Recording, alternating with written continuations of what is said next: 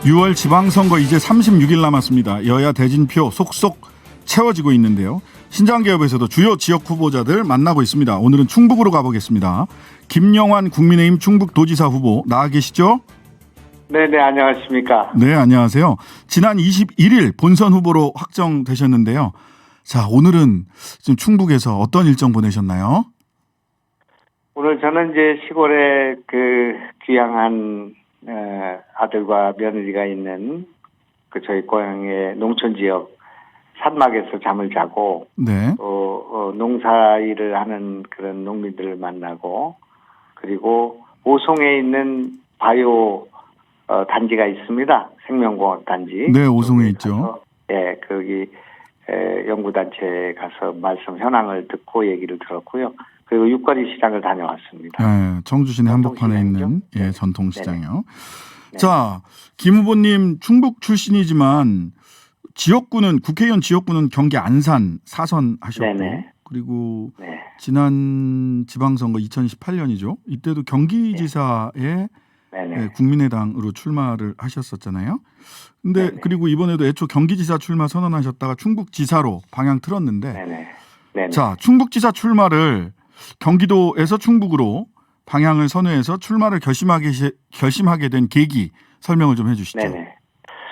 우선 경기도 선거가 이번 지방자치 선거에서 대단히 중요한 상황인데 제가 이제 제 힘으로 이것을 극복하고 승리한다는 확신은 없었습니다. 그러나 네.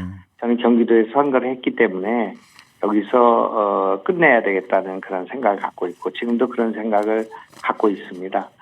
그런 차에 이곳 충청북도에 있는 현역 의원들 포함한 또 당원들 또 우리 당 선거를 걱정하고 있는 그런 여러 가지 그 공심위원들을 포함한 이런 부분들이 충북에 출마해 주는 것을 저는 종용을 했고 또 저도 고향에 가서 정치를 해야겠다는 생각을 갖게 돼서 이제 충북으로 오게 됐습니다. 정말 이렇게 느닷없는 이런 지역구의 변동에 대해서 도민들께 양해를 구하는 그런 과정을 지금 겪고 있고요. 네.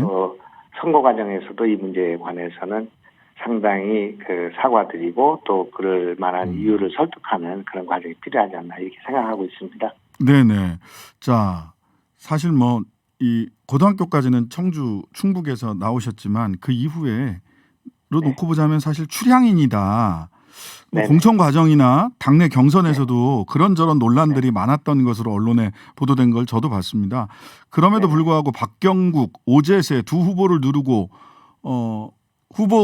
국민의힘 충북 도지사 후보가 된 이유, 그 힘 어디에 있었던 겁니까?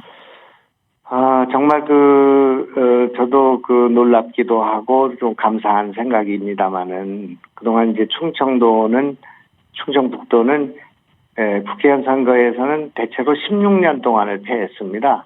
네. 지금 4번에 걸친 총선에서 3패를 했고 또 지방자치 선거에서는 12년 동안을 민주당에 도지사를 내주는 그런 선거를 치렀고요.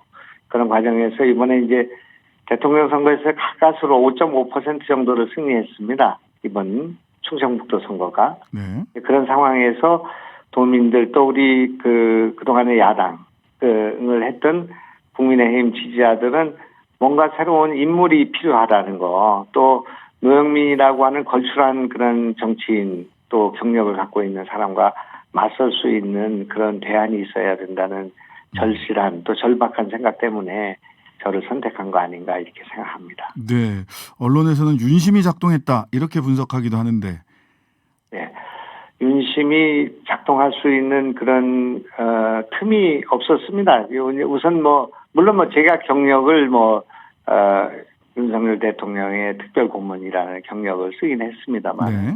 어떻게 당원들과 일반 국민들의 여론을 움직일 수 있었겠습니까? 그렇기 때문에 그건 불가능했다고 생각하고 그것은 그렇게 해서 움직일 수 있는 상황은 전혀 아니라고 생각합니다. 지금 강원도나 지금 대구에서 우리가 그 경선 결과를 보고 있지 않습니까? 네.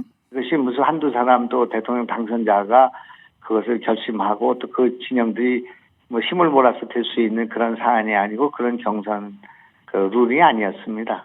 네. 그래도 또 경기도와 충북이라는 또 반대 사례도 있는 거 아니냐 이렇게도 얘기를 하던데요. 일단 자, 그 노영민 전 비서실장 민주당 후보로 진작에 공천이 확정이 됐는데 노영민 후보와는 고등학교, 대학교 동문이시죠? 아이고, 뭐, 그 정도가 아니라, 감옥 생활을 같이 9개월 동안이나 거의 같은 방에서 지냈고요. 아, 그 다음에 네네. 뭐, 전기 기술자 생활을 또 같이 했습니다, 제가. 네. 또, 그리고 우리가 같이 또 시를 쓰는 그런 취미를 갖고 있고. 그러시네요. 두 분 다 그래서 시집 출간하셨네. 네. 하늘 아래 이런 인연을 갖기 어려운 그런 사이인데, 제가 이 충북 오게 됨으로써 이런 서로 경쟁을 하게 돼서, 지난번에 우리가 행사장에 만났는데 제가 꼭 끌어안아줬습니다. 그러면서 정말 미안하다고 얘기를 했고, 네. 이것이 뭐, 사적인 문제가 아니라 이건 정치 노선의 문제이고 또 그것이 이렇게 상황이 몰려와서 이렇게 된 것이기 때문에 참 미안한 생각을 갖고 있습니다만은, 그러나 이제 이 노영민 의원과는 그 우정을 깨지 않는 범위 내에서 페어플레이를 하고, 네. 정책과 노선을 가지고 시민들에게 선택을 할 수 있도록 하는 것이 필요하지 않은가 이렇게 생각합니다. 고등학교는 김용환 후보께서 한 1, 2년 선배이신 것 같던데. 3년입니다. 3년 선배세요? 선배고, 연세대학교 3년 선배고, 학생운동도 선배고, 네. 또 뭐 전기 아까 얘기한 그런 일도 같이 네네. 했고, 정말 또 어떤 때는 제가 많은 도움을 받았습니다. 노영민 네. 의원으로부터. 그래서 참 여러 가지 서로 도움을 주고받는 그런 우정의 관계인데, 당을 달리하고 노선을 달리하다 보니까 대대는 이제 노무현 대통령이 분당 때부터 갈라지기 시작해서요. 네. 거기는 이제 열린우리당을 하셨고 나는 민주당을 고수했고요. 네. 그러다가 이제 탄핵을 하다가 낙선을 했고 또 그 과정이 쭉 계속되면서 또 이제 문재인 대통령의 비서실장이 될 때 저는 이제 문재인 대통령과 결별을 하고 안철수와 국민의당을 했으니까요. 네. 국민의당에 계셨죠. 그래서 아마 그래서 또 낙선을 했고, 그러니까 노영민과 같이 할 때는 당선했고, 노영민과 벌어져서 제가 이렇게 풍찬 노숙을 할 때는 언제나 낙선을 해서 낙선을 4번이나 했습니다. 네. 2003년도에 노영민 후보가 열린우리당을 창당해서 그쪽은 쭉 이렇게 여당을 갖고 나는 계속 낙선을 한 그런 과정을 거쳐서 네. 이번에 이제 윤석열 당선에서는 조금 입장이 바뀌는 그런 17년간의 긴 여정이 있었는데, 예, 그렇게 그것에 대한 평가를 네. 이번 선거에서 받아야겠다 생각합니다. 깊은 관계가 있으신데 노영민 후보 그래도 평가를 좀 해주셔야 될 것 같습니다. 정치인 노영민, 그러니까 친구 노영민, 후배 노영민 말고요. 노선을 달리하는 정치인 노영민. 으로는 충북도지사 안 되고 내가 돼야 된다. 이 말씀을 그래도 노영민 후보와 비교해서 해주셔야 될 것 같은데요. 안 된다고 생각하지는 않습니다. 네. 노영민 후보는 탁월한 정치인이라고 생각하고 또 충북 도민을 위해서 일정한 공이 있다고 생각합니다. 공이. 네.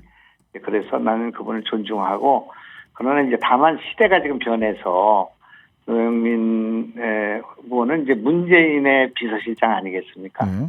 그리고 저는 이제 윤석열의 특별 고문이 돼 있는 상태이기 때문에 네. 지금 새로운 정부가 출범하고 있으니까 도세가 약하고 예산도 적은 이 충청북도에서 뭔가 충북의 발전, 도민들을 위한 정치를 김영환을 도구로 해서 쓰는 것이 좋지 않겠는가. 그동안에는 노영민 수고했지만 이제는 이제 김영환을 선택해서 미래로 가는 게 좋지 않겠는가.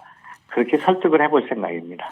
자, 그러면 충북지사가 되면 임기 내에 꼭 추진할 1호 공약 뭐가 있습니까? 네.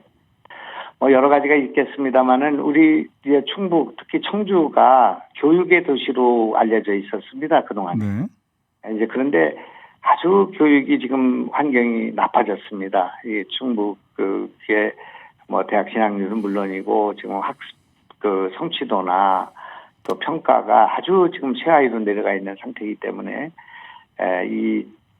교육을 전체적으로 창조 교육으로 바꿔줘야겠다는 생각으로 카이스트를 지금 오송에 지금 유치합니다.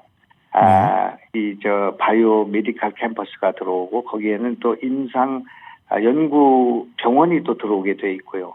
그렇게 해서 이 새로운 디지털 헬스라고 하는 새로운 분야에 특히 그 치매 예방을 위한 연구가 진행되게 되는데 세계적인 병원이 생길 것 같습니다. 그런데 AI 특성화 고등학교와 과학고등학교 이런 것을 결합한 충북 교육을 평균화 교육과 함께 수월성 교육을 가미하는 그런 교육의 변화를 통해서 도민들이 뭔가 새로운 그 충북의 브랜드를 만드는 일을 해볼까 생각하고요. 네. 그 외에도 뭐 여러 가지 공약을 많이 제시하고 있습니다만은 네. 어떻든 이 지역 안에서 소외되고 생활 만족도가 작은 도민들의 삶을 실질적으로 개선하는 그런 도지사가 되고 싶다 그런 생각을 하고 있습니다. 네네 후보님 그 보니까 김은혜 그 경기도지사 후보도 그렇고요. 네네. 인수위원장이나 네. 안철수 인수위원장이나 또는 당선자를 만나서 핵심 지역 공약을 국정과제에 포함시켜달라라고 하는 요청들을 많이들 하고 계세요 보니까. 근데 네네 저도 했습니다. 네네. 근데 경기도 같은 경우는 김은혜 후보께서 소위 제1기 신도시 재건축 재개발 관련해서 국정과제로 포함을 시켜달라고 했다가 야 이거는 천천히 하겠다라고 인수위에서 네. 이야기를 하는 바람에 오히려 역효과가 난 게 아니냐 이런 평가도 있습니다. 지금 네, 예. 인수위에 좀 요청한 내용이 어떤 내용을 국정과제로 정해달라고 요청을 하셨나요? 지금 아까 얘기한 그런 그 카이스트 이런 문제도 있고요. 네. 또 AI 특성화 고등학교를 만드는 문제도 있고, 예. 또 방사능 가속기에 부속된 여러 가지 투자를 지원을 요청하는 그런 내용도 있고 했습니다. 네. 근데 이것은 이제 제가 그 한 것보다는 여기 이시정 지사가 민주당 지사신데 네. 이분께서 저한테 부탁을 해서 또 저하고 상의를 해서 지금 이제 물러나는 지사지만은 도민을 위해서 국정과제에 이걸 참여시키기 원하기 때문에 네. 제가 그것을 전화로 부탁을 드리고 김병준 위원장이 그 지역공학을 담당하고 계셔요. 네.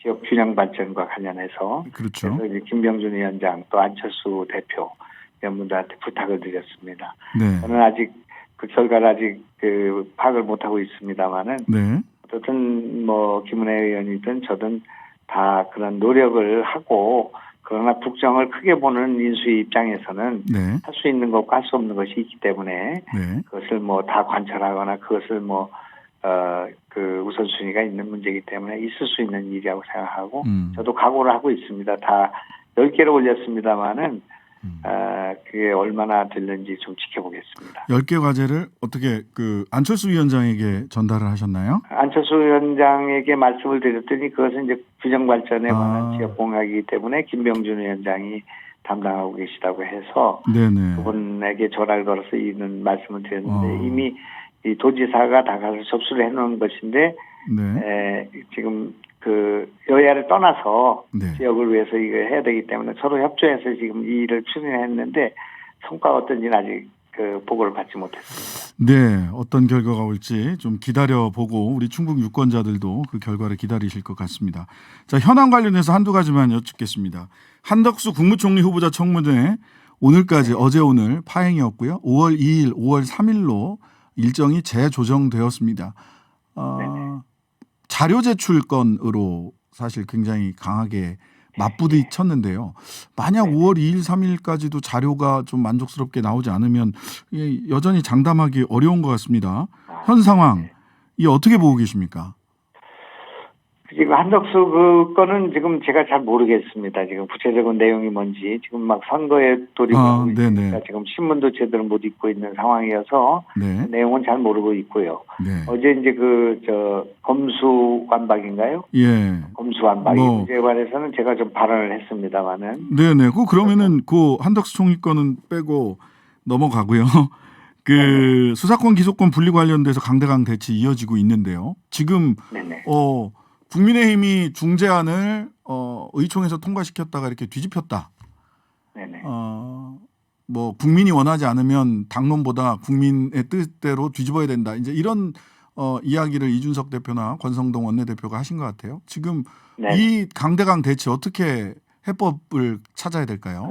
이제 그 검수완박에 대한 그런 일상적인 체크앤밸런스와 관련된 그런 검찰 수사권을 어떻게 해야 되는 문제는 굉장히 신중하고 중요한 문제 아니겠습니까? 지난 네. 수십 년 동안 우리가 갖고 있었던 문제였기 때문에 네. 그래서 이걸 좀 졸속하게 하지 않아야 되는데 네. 지금 너무 밀어붙이잖아요. 서로 여야가 이제 그런 네. 문제가 있고 이거를 우리 원내 지도부가 그것을 덜컥 합의해 준 것은 정말 잘못된 일이라고 저는 생각합니다. 네. 그렇기 때문에 이를테면 뭐 저 댐이 무너져서 막 물이 넘쳐 흐르고 있는데 그걸 우선 거기다 나무를 심자 이렇게 얘기할 수는 없는 거 아니겠습니까? 네. 우선 물을 막고 봐야 되는 그런 일이라고 생각하는데 네. 그런 면에서 이렇게 그 임기가 한 달밖에 남지 않은 문재인 대통령과 민주당 정권이 이것을 그냥 한 달 사이에 그냥 군사작전 하듯이 밀어붙이는 건 잘못이라고 생각하고 그런 문제들에 대해서 우리 당이 이것이 의석이 많으니까 통과될 거기 때문에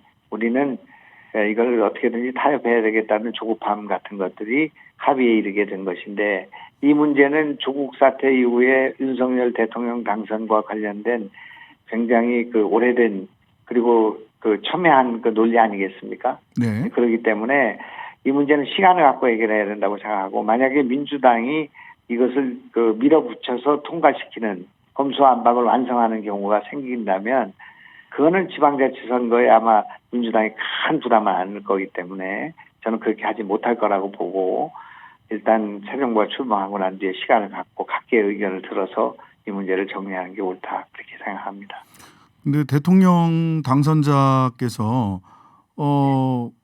기수분리라고도 그쪽에서는 얘기는 하는데 이게 법안이 오면 당연히 거부권을 행사할 것이다라고 이야기하는 이미 뭐 그런 취지의 말씀을 하셨는데 시간을 가지고 논의하자는 이야기는 실제로는 하지 말자라는 얘기 아닌가요? 민주당 쪽에서 받아들였을 때는. 그러니까 이제 취임하시고 난 뒤에 네. 이 법이 통과가 되면 대통령이 이제 거부권을 행사할 것이기 때문에 민주당은 그것 때문에 지금 그러는 것 같습니다. 네. 그렇기 때문에 이제 이번에도 합의가 있었지만 그때도 뭔가 여야 간의 합의가 필요한 일이고 또 민주당과의 협치는 지금 이 정부에게 있어서도 절대적으로 필요한 일 아니겠습니까? 네. 그렇기 때문에 시간을 갖고 하더라도 그 방안을 강구하고 서로 타협해서 할 수 있는 그런 길이 있을 거라고 그때도 생각을 하고요. 네. 그다음에 이번 일 가운데서 제일 국민을 분하게 한 것은 이제 그런 수사에 있어서 국회의원들 배제시킨 거. 공직선거법이요.